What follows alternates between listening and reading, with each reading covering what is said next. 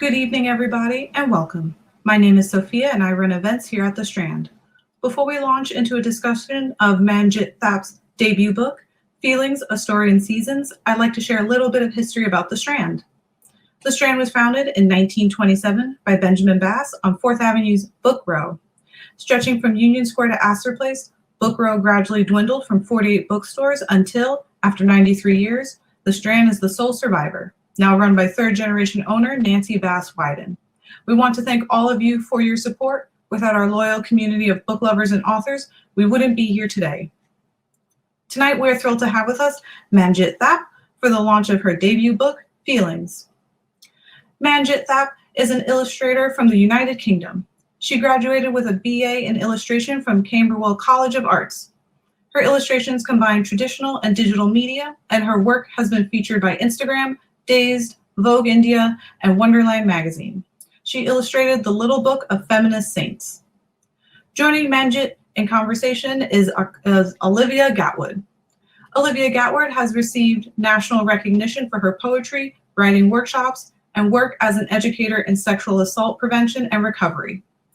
She is the author of the poetry chapbook New American Best Friend, and her poems have appeared in such publications as Muzzle, Winter Tangerine, Poetry City, Tinderbox Poetry Journal, and the Missouri Review. As a finalist at Brave New Voices, Women of the World Poetry Slam, and the National Poetry Slam, Gatwood has been featured on HBO, HuffPost, MTV, VH1, and the BBC, among other media outlets. She is a full-time touring artist and has performed at more than 200 schools and universities worldwide. Her most recent book is Life of the Party, and her debut novel, Whoever You Are, Honey, will be released with the Dial Press in 2022. So, without further ado, please welcome Manjit Thapp and Olivia Gatwood to the stage. Hello. Hi. Thank you for being here digitally. I have no idea how many people are here. If you're in the audience, feel free to say hello in the chat. From what I understand, you can ask questions in this question box down here in the bottom right. Okay, cool. The people who listen to my podcast are called the Say Whores. Anyway. Okay. I was like, oh my God. Digitally. Your book is so beautiful. Congratulations, first of all. Thank you. It's really a stunning collection of illustrations and words. Does it feel good to hold it in your hand? I've never written a hardcover book, but I imagine it feels really good. Definitely, especially when you've worked on it for so long, and then getting to hold it is just so rewarding. How long were you working on it? I would say I was working on it for about a year and a half. Mm-hmm. So it felt like quite a while. A year and a half is a long time. I think people forget how much you change as a person in a year and a half, and how you're sort of supposed to.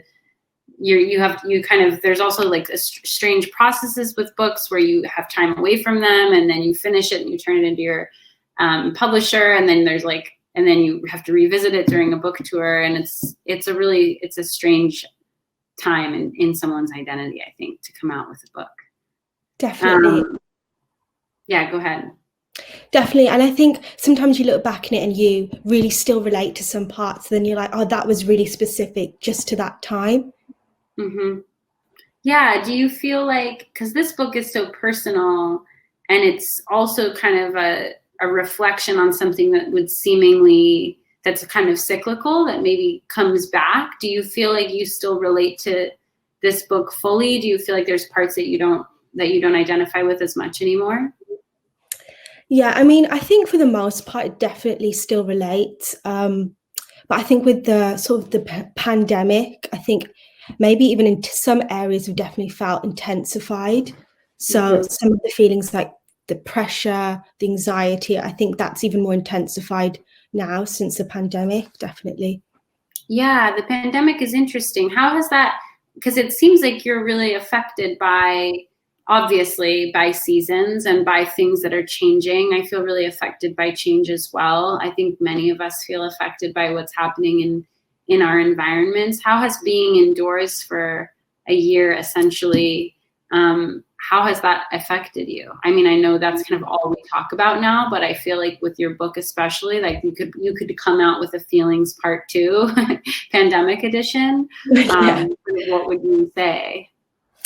I feel like the book is really closes in on the seasons and how this young character sort of adapts to the changing seasons. And I think with the pandemic, we're experiencing the seasons in a very different way. We're not as connected to them as like we're experiencing them from the outdoors. We're sort of looking at them from inside. So it does feel very different. Kind of like the light changing is also like, I think, something that's kind of I've been noticing a lot more since being indoors a lot more, and the colors. But yeah, I think definitely intensified a little bit. Yeah, that's so true. I think I notice light a lot more in my house now too. I feel like it just signifies kind of the passing of time. It's our own little miniature like seasonal cycle throughout the day. Do you feel like what I kept thinking about while I was looking, sort of like processing your book, was about how it's cyclical and how you'll always kind of come back to the beginning. There's obviously some really difficult parts of the book and seasons that you find more difficult than others. Do you feel like is there a comfort in the predictability of how you react to a season? Yeah, I think sometimes I feel like knowing that it's going to cycle back around, you might not feel great now, but you're going to feel better. That's really comforting. And then sometimes I feel like knowing that it's going to come, the bad is going to come back around again, can be a little bit unnerving. But hopefully the way that it's done in the book and the way I feel is just hopefully just by knowing that someone else is experiencing that will help make it feel a little bit more comforting. Mm-hmm. Mm-hmm. Yeah, absolutely. I feel like that's sort of why we write books, is to both put language to our experience and also hopefully kind of validate other people's. On page 27, the chapter 2, late summer, you say, a worry of not making the most out of the season builds alongside the shame of not enjoying the sun as much as everyone else. How do you approach kind of not sort of prevent the anticipation for a better season from ruining the one that you're currently in? Because I feel like there's when I'm in a season that I feel like is really difficult or is really heavy, I feel like I almost just kind of check out, you know? Are there ways that you feel like you are able to treat each moment or find kind of gratitude in each moment? Oh, I think I knew that I definitely wanted to split the summer season into 2, because I feel like the beginning of a season is always really exciting, like you said. And then, especially with summer, I feel like I definitely start to feel like my summer is not as fun as everyone else's is looking. And you do start to feel like I want that next season to come. So it almost feels like the start of a new season is a restart. And that's kind of what the late summer chapter is. You want that restart, a change of weather, a change of pace. And that kind of in the book leads to the monsoon season, where you're sort of hoping for that release, that coolness to come. Yeah. I love the splitting of 2 summers. You said that in parts of South Asia, there's a 6-season calendar, right? And so that's how your book was split up into 6 seasons. And they would typically split winter and autumn. Mm-hmm. But I really like the idea of playing on that a little bit and doing summer, because I definitely feel like for me, summer is split into 2. But I think I could have easily also split winter, because I feel like that it kind of happens the same in winter. It's exciting at the beginning, and then sometimes near Christmas you do wonder like, oh, is my Christmas as the same as everyone else's? So I think with each season I probably could have split it into 2, but I did like the idea of splitting summer into, because typically that's always seen as quite a happy season, and for people it's not always the same. Yeah, no, I like that a lot. I mean, I think we talk, at least in the US, a lot about, or when I lived in New York, about how during winter, at least, it's like the first snow is always really exciting, and then that snow kind of turns to like a grimy, dirty sludge, and then like suddenly, then it melts, but it's still cold outside. So that's really interesting, and I'm interested to think of summer as 2 seasons, because I do think there is a difference between that first warm day and then after you've had several months of it. I'm in LA right now, and so it's summer all the time. But you're in the UK, which every time I'm in the UK, it's like raining all the time. So I sort of just kind of wanted to know your relationship to rain as a specific element. Yeah, I think when I'm indoors, I always love the rain. But if I'm outdoors, I obviously don't like the rain. But I think in the book with the monsoon season, it kind of focuses on those feelings of release and kind of looking at the rain as kind of a sad thing and it painting everything blue. So in the book, it's a little bit different. Mm-hmm. Yeah, I found you have a lot of references to plants, and I like that thinking about, a lot of people really don't like the rain, or really there's certain elements that are frustrating. I know like wind is considered one of the most like anxiety inducing elements. I like how you relate or kind of make parallels between how we can react to these elements with how the plants react to them. I loved the idea of like really appreciating the rain because plants need rain to grow. What is your relationship to plants? Are you a plant person? I don't actually have any plants, which is quite funny because they do play a big part in the book. But I definitely did a lot of research on how plants sort of adapt to the changing seasons. And sometimes that would just spark that idea for me. For example, in late summer, the idea of plants wilting with the intense heat, I like to compare that to kind of that feeling of burnout that we get. And then I also, like you mentioned, read about how in a monsoon, you might think, oh no, it's ruining the plants, but actually it helps them to grow later. And I like comparing that to how, we might look back and think, no, in the moment we might think this feeling this way is terrible, but we eventually grow from it and it was helpful. That makes sense. Mm-hmm. So I liked making those comparisons. Yeah, I really like that a lot. It made me appreciate kind of other thinking. I'm definitely a plant person, but weirdly, I don't feel like I always recognize how my body is also a plant in some ways. Yeah. And so I really, really appreciated that. Sort of moving into like your creative process. I'm not an illustrator, so I'm just really curious about how you sort of started working on this book, what your process is in general in terms of illustrating and then pairing it with language. Like, do you have a specific process? I know you've illustrated a book before. How did you kind of start this and then continue? I started off with the text, and that is something that is quite new to me. And it took me a while to kind of get into the groove of it. I don't think I'm the best at talking about how I feel, but I found it a lot easier to do it by being able to compare the way I feel to the weather changing and how plants are changing with the seasons. I found that a lot easier. And then when it came to the images, I feel like I communicate best through images. So that process was really fun. And I really tried to play on it and play around with the composition and the colors. So when at the beginning chapter, which is High Summer, when the character's feeling her best, you'll notice that the compositions are a lot more busier, the colors are a lot brighter. And then as we get into sort of autumn, winter, it becomes a lot more empty, more bare space, the colors drain out. So I really enjoyed playing with that and using that to emphasize the emotion of that chapter.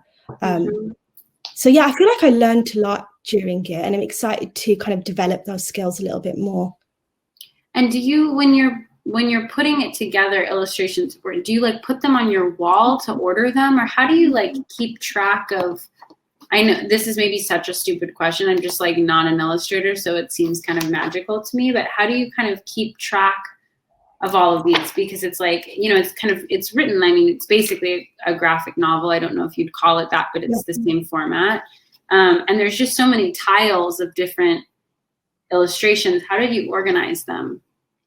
I did little sketches, and I knew that I definitely wanted to have fun with it. And I wanted each spread to look completely different from the next spread, if you know what I mean. I wanted the panels to be ordered in a different way. And I really wanted to have fun with it and have each spread kind of stand on its own so that you could just almost just open the book at any page and start. You didn't necessarily need to read it from start to front. I mean, start to end. But yeah, I definitely did sketches and thumbnails to make sure that each felt different and I wasn't repeating myself in the way that they looked. Yeah, no, every page is like remarkably different. I'm going to show, let's see, we'll show a page to, this is my favorite. Well, there's just so many beautiful, like full page drawings like this. So stunning. I'm showing it to the audience. Obviously, you've seen it. I want to point out one of my favorites. I'll just show some random ones. Yeah, totally.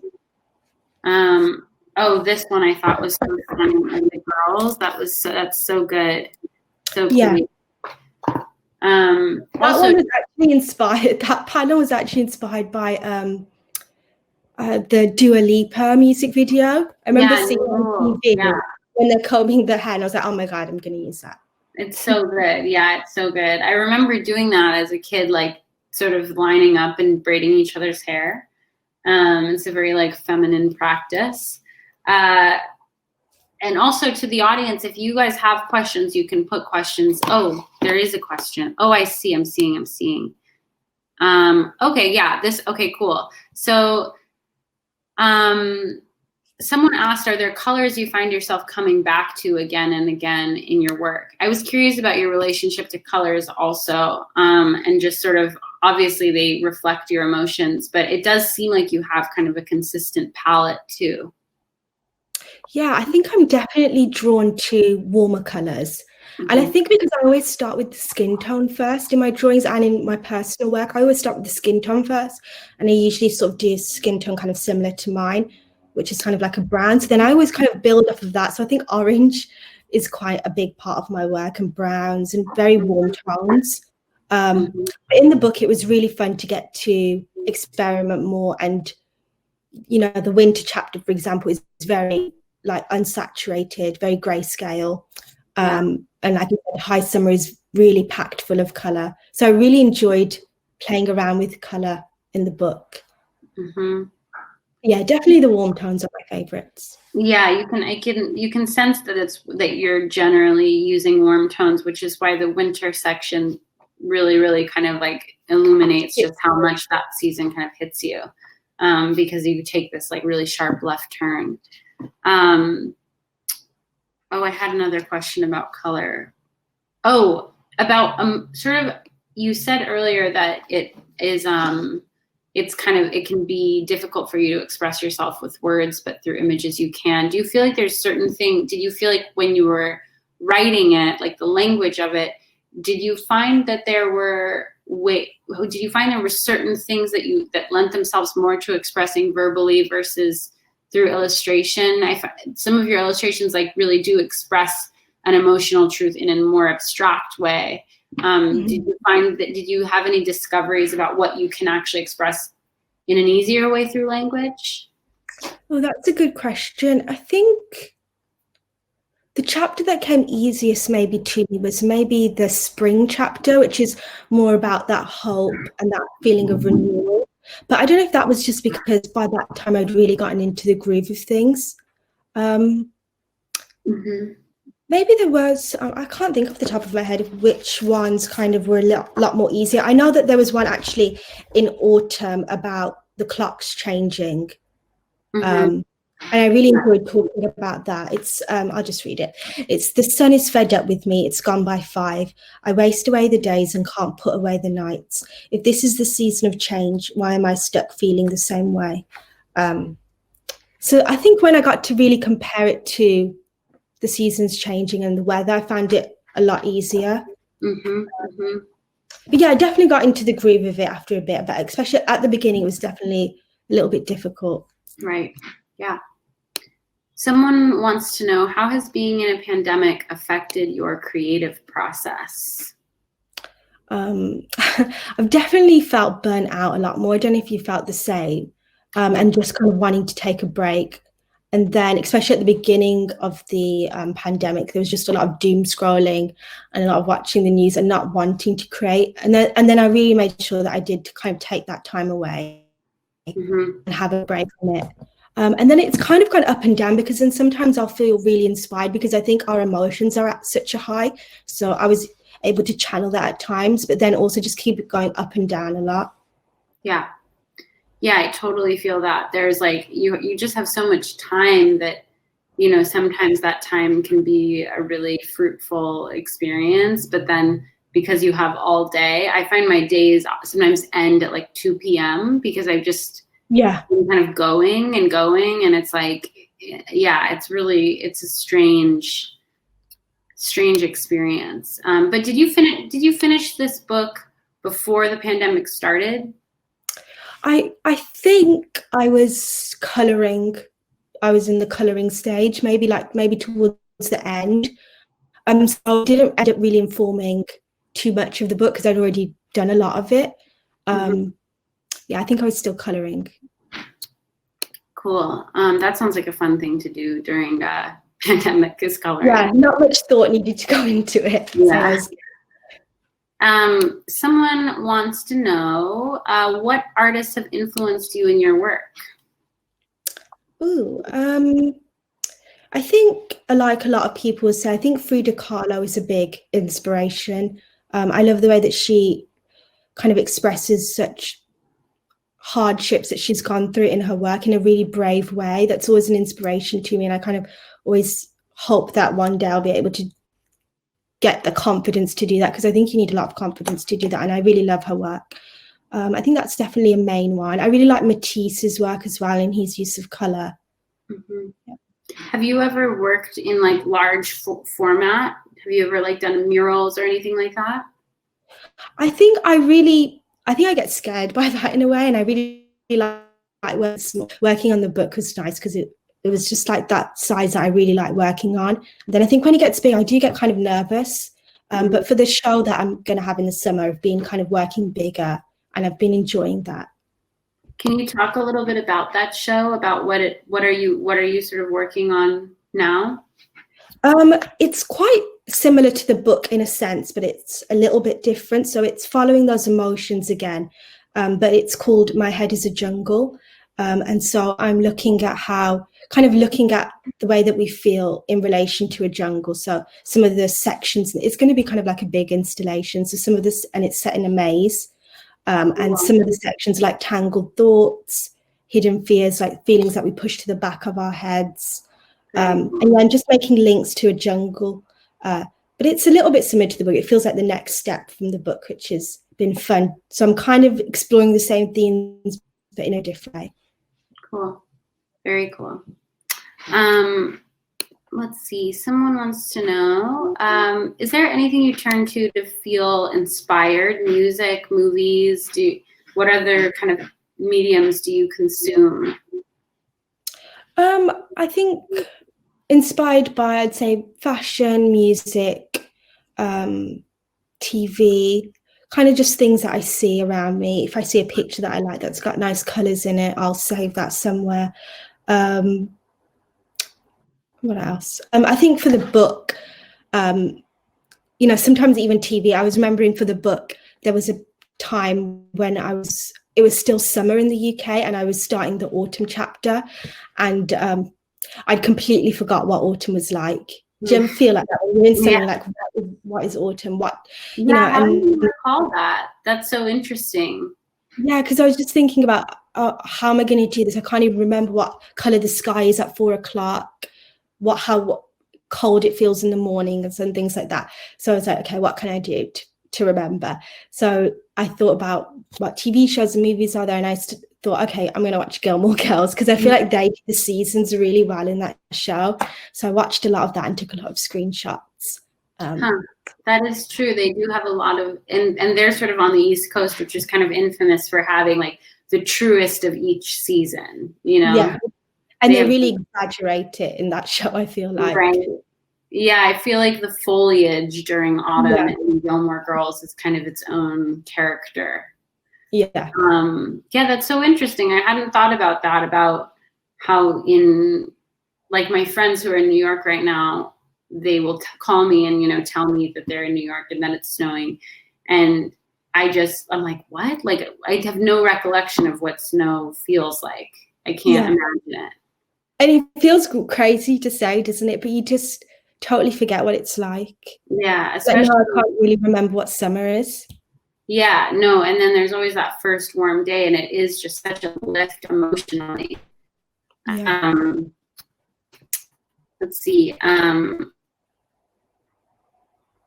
Someone wants to know what seasons you find, if there's a specific season you actually find most inspirational.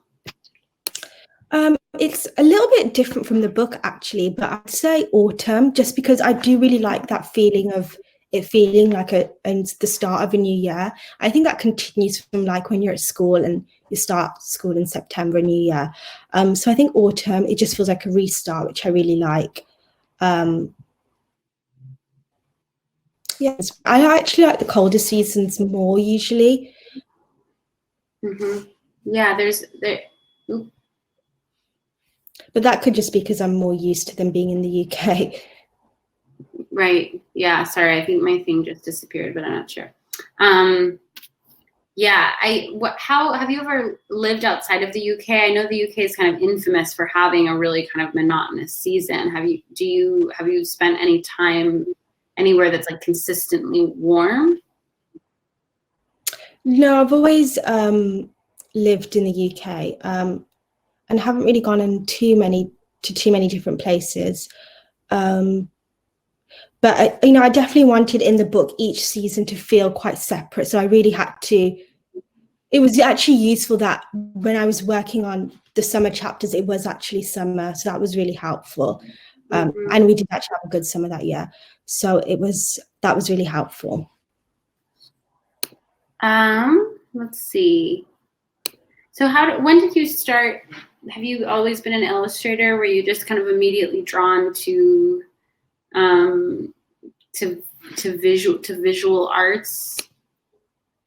Yeah, I've always really enjoyed drawing, and I think it wasn't until my second year at uni that I really started exploring comics and graphic novels and narrative illustration. I hadn't really dabbled in that before, and it was actually during that time that I made one of my first short comics, which was a really short one. It was about 12 pages, and it was about seasonal affective disorder. And I've always really loved that project, and I've always sort of come back to it. It's quite similar to the book. And when the opportunity to work on a book came about, I really liked the idea of kind of expanding on that idea. And that's kind of one of the main themes in the book, actually, seasonal affective disorder. So I'm really glad that I got the chance to explore that theme. But yeah, so I've kind of drawn always, but only kind of got into narrative later. Mm-hmm. What was it that drew you to comics as opposed to just sort of plain illustration? I really like being able to tell a story and being able to use a lot of images rather than relying on one image, if that makes sense. And I do really like playing around with the composition that you get in comics. Mm-hmm. Are there graphic novels that you enjoy? Do you read a lot of graphic novels? I wouldn't say I read a lot, which doesn't sound good, but there are some that I really love. There's a comic artist called Robert Hunter that I really like. And I really like another one called Aidan Koch, who does a really good job of doing comics where kind of I got a lot of inspiration from her in that she doesn't give everything away to the reader. You have to kind of dissect it and figure out what's going on. And that's kind of the vibe that I wanted to go for with the book. Like, you're not given everything about the main character. There's certain things you don't know about her, like her name and stuff like that. And I really like that you can leave enough open for the reader to kind of hold fast in it and see themselves in it, but still given enough that you care about the journey that she's on. Have you found, has I don't know how I know it's just sort of come out, but have you gotten a big response from other people that have seasonal affective disorder? How have you found the response to be in terms of that? I feel like it's been so nice because you never really know if people are going to respond to it in the way that you've hoped that they would, or relate to the certain things that you've intentionally put in. But people the ones that I've seen, have seemed to really relate to that feeling of the seasons changing and your moods changing with them, which is really nice. Yeah. Someone wants to know if you listen to certain music while you're drawing. So sometimes I do. I feel like lately I haven't really been listening to music much. I feel like I listen to music a lot more when I'm traveling, when I'm on the go. But when I'm at home, I don't tend to listen to it too much. It's just a bit weird, I guess. I feel like I usually just have stuff on in the background. Like, I'm more into like having a TV show in the background rather than listening to music. But I feel like I concentrate more with music. Yeah, I don't listen to music either when I'm working. So someone had a question about this character, which I'm curious about as well. Their question is worded really well. Does this same character appear elsewhere in your artwork, and what does she represent to you? Oh, that's a tough one. I feel like sometimes people think that I've drawn the same woman and it's the same person in each and every drawing. And I've always seen it as a new person each time. They probably do look very similar, but I always see it as a new person each time. But then, I think subconsciously I end up putting a lot of myself in her, like the way that she's feeling, especially the character in the book. She doesn't necessarily look like me, but she's going through a lot of the things that maybe I've gone through, or a lot of the emotions. But I wouldn't say it's the same person that appears in my personal work. Yeah, I like the idea of this kind of character just like reappearing and going away. It's always hard to explain to non-artists how, or I guess not non-artists necessarily, I guess to anyone really, it's hard to kind of explain how a character can both be you and not be you all at the same time. It's sort of like looking back at like a younger self almost, where you're like, I know that was me, but I'm kind of looking at them as though they aren't me. Yeah, I find that a lot. Like, and people will say, is this you? Is this happening to you right now? And it feels weird to say, yes, it's me, but I don't know. Like you said, I think you worded it really, like there's parts of you in it, and then there's parts of you that's not you. It's a weird one to explain. Was there a specific part of the creation of the book that was most enjoyable in terms of just like the general stages of creating? I think definitely adding the color was probably my favorite. And I think that's always my favorite because I think it just kind of helps bring everything to life and really helps lift it. And it starts to feel more real when you add the color. I think that was definitely my favorite. And just the drawing in general. I really liked playing, like you said, playing around with the color and making it very intentional. Yeah, I can't imagine creating something like this. It just seems so, just the level of detail is really, really remarkable. It just like, I don't know. I mean, I guess like every art form to another artist feels really like kind of mind blowing. But yeah, your level of detail like on this this page is like, it's just really incredible. Let's see what other questions people have.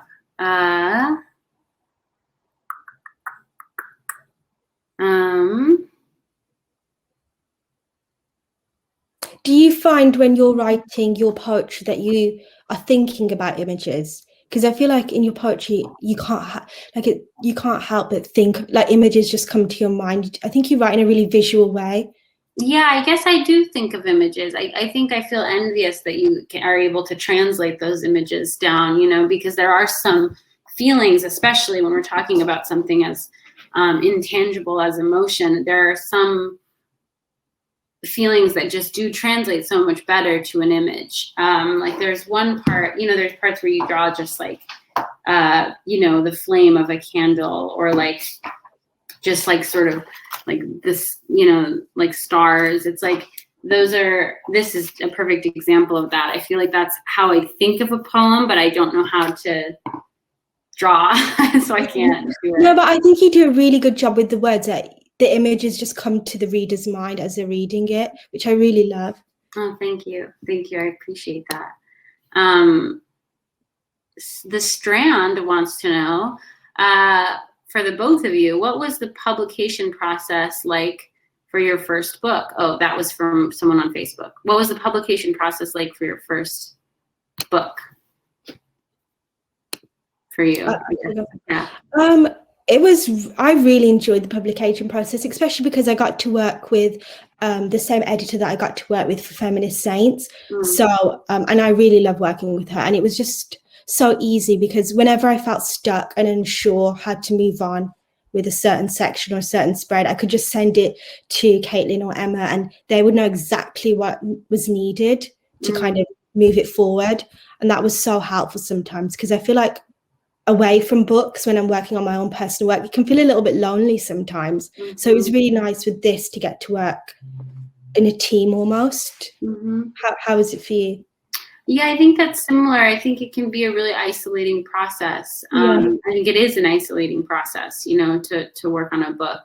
And so I think that it's really nice to be able to have a sounding board. I also think it's just so exciting to have something in your head and in your body for so long. Like you said, you've been working on this for 1.5 years, and just that is such a long period of time. So to have that in you and then to be able to kind of pick it up and hold it is just a really surreal experience. And it's especially like a snapshot into a previous life, like we talked about. So yeah, I mean, the publication of my last book was really, really exciting. And this next one I feel very nervous about, but there's the pre-publication intense nerves because it's a vulnerable thing. I think it's a really strange job. Is this your full-time job? Is writing and illustrating? Is that what you do for a living? Yeah, it's full-time. Yeah, so it's really strange, right? You're like, oh, my job is to kind of excavate my own emotions and then sort of put them out for the world to experience. It is very scary. Yeah, it is. I think it's really underestimated how scary it is. Someone wants to know what we're both reading. What are you reading right now? I definitely need to get better with my reading. I've been reading, I figured that I don't really read much nonfiction. So I've actually been reading, what is it called? Catch and Kill. I think that's what it's called, by Ronan Farrow, about the bringing the Harvey Weinstein story to light. And I'm almost finished with it. And I've really been enjoying it. It sounds weird to say I've been enjoying that, but it's been a crazy read. And I have to keep stopping and thinking, oh my God, I can't believe that happened. Yeah. But yeah, I've been reading that. What about you? Yeah, that is really intense. I always have to kind of monitor how much of that I take in, just to kind of preserve my own brain. I've definitely been taking my time with it. I think that's important. I also think it's like, you'd think in a pandemic, you'd be reading all the time. I think it's hard to read when your brain is all over the place. I also find it really hard to read while I'm working. Like if I'm in the thick of writing, I find it really, really hard to like read for leisure for some reason. I think I just find it hard to kind of do anything for leisure. But I've been reading Kindred by Octavia Butler. And it's really wild. It's a really wild story. And then I've sort of been like paging through other books that are mostly just serving as references for what I'm currently writing. Oh wow. Someone on Facebook wants to know, Manjit and Olivia, do you find you have feelings / a moment you aren't able to readily translate into your art? What do you do when that happens? That's interesting. Do you have anything that you don't feel able to translate into your art? Oh,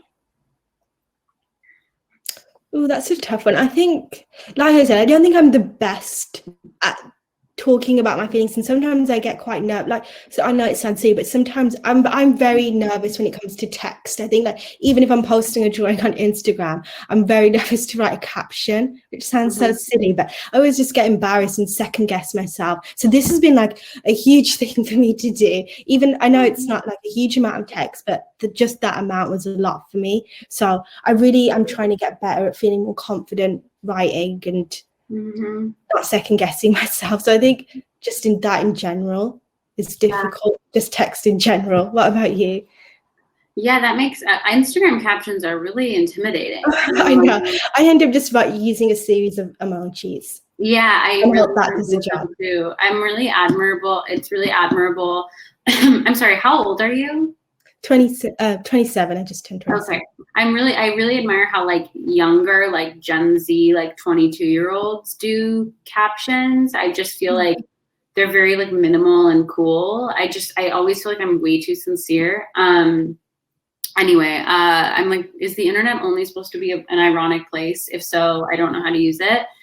I don't know. There's certain like parts of my life, my sort of personal life, that I feel like in order to talk about them, I have to like really talk about them, because I have to really I'm kind of obsessed with getting things right. Like I sometimes joke that like I'm gonna edit my tombstone. Like I'm gonna be like, no, like it has to say this, because I just feel like I'm really obsessed with like things being said properly. And so there's certain things that are just way too complex to talk about.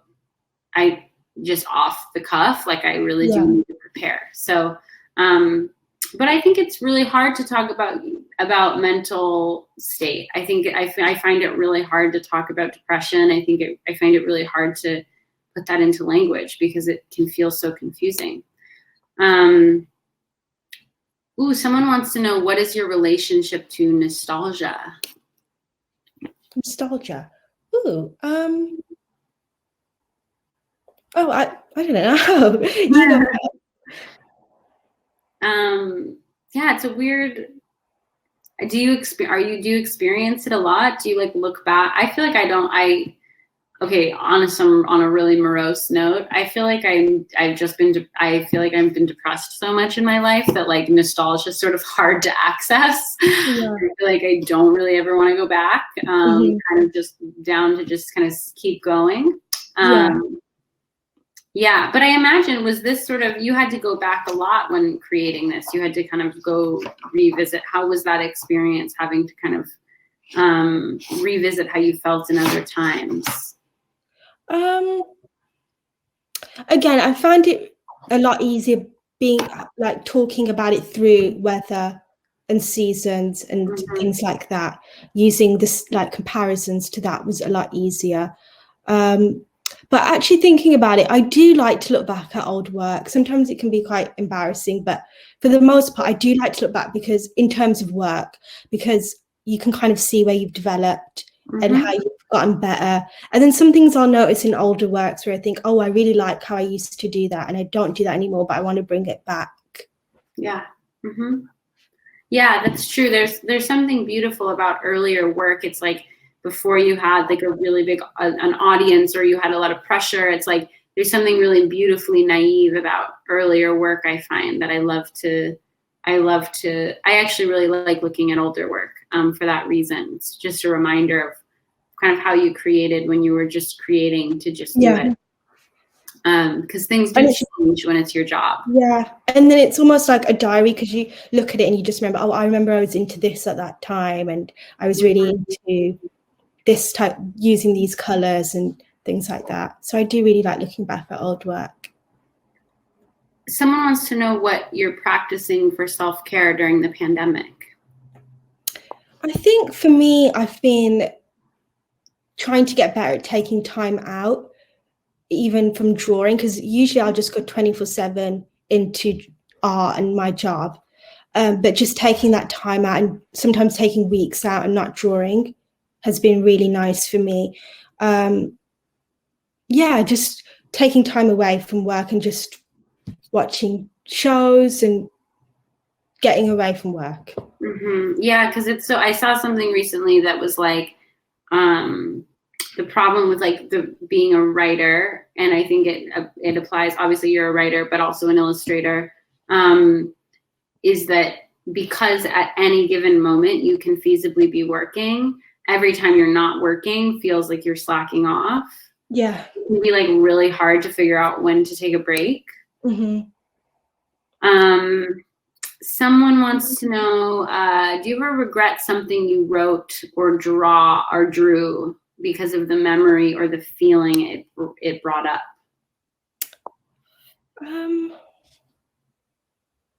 I don't think so. I feel like, you know, this book still feels very present to me. So it's nothing that I feel, you know, bad about yet or wish that I hadn't done. And then in previous works, I don't think I've ever gotten that deep. Mm-hmm. Which, and not to like, you know, stain all my work that it's like means nothing, but I don't think I've ever gotten too deep with it because I'm quite guarded. So I don't think there's anything for me. Mm-hmm. What about you?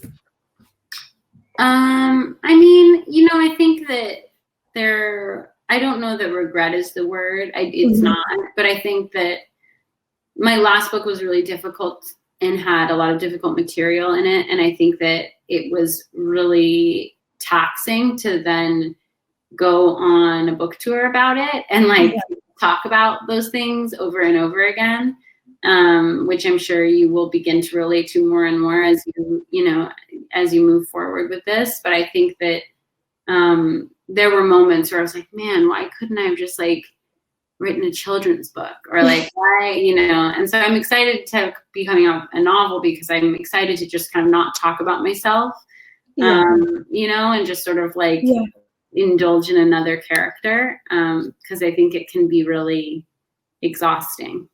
You hear that about like musicians and artists as well who write really personal songs and then they have to go on tour and sing it every night. Exactly. And it can be quite taxing.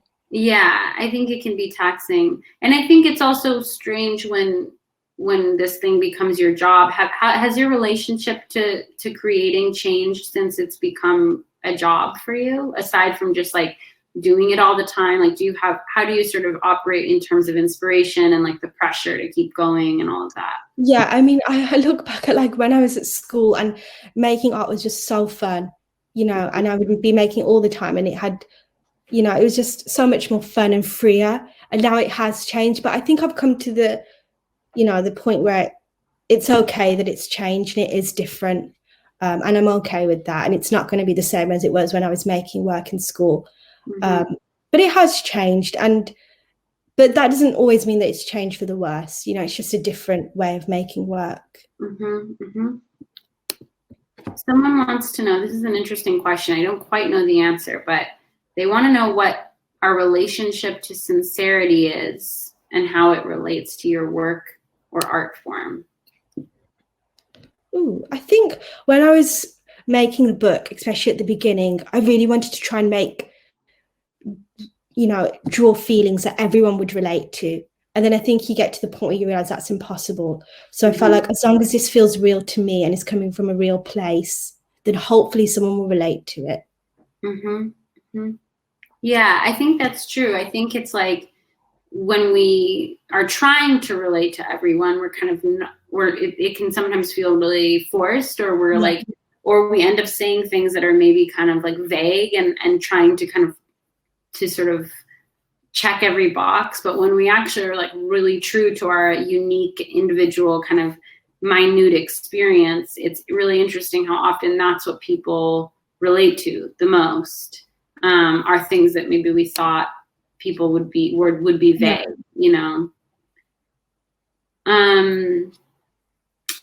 Do you have any tips on what you do to fully access your emotions and honor where you are in the moment when you're creating? If you wake up one day and you're sort of not in the place to access those things, do you have any processes you do to get there? I've definitely started, when I do have an idea, taking note of it and just scribbling down a few words. Even sometimes, like if it's really late and I'm sleeping and I have a thought, I'll quickly, especially for the book, actually, there was times in the middle of the night when I'd suddenly think of the words for something and I just had to quickly wake up and write it down somewhere because I knew I'd forget. But when I do have an idea, making sure that I write it down so that, you know, I have access to it when I need it. Mm-hmm, mm-hmm. Yeah, absolutely. Writing things down is hyper important. Yeah, because you're definitely not going to remember it when you need it. Yeah. Hi. Hello. With that, we're at the top of our hour. Thank you, both of you, for joining us tonight. Is there anything you'd like to say to our wonderful audience before we sign off? Thank you for coming. Yeah, thank you for joining in. If you have not purchased your copy of Feelings, there's a purchase button at the bottom middle of our screen, or of your screen. It's I was very lucky to have also read it before this event. It's very tender, it's very beautiful, it's very gorgeous. Everyone should read it. It's very, very good. And so with that, thank you, Manjit, and thank you, Olivia, for joining us tonight. Everyone stay safe out there. Wear your mask, Lysol your hand, or sanitize your hands. Don't touch anything you're not supposed to. And everyone stay safe out there. Good night. Thank you. Bye. Bye.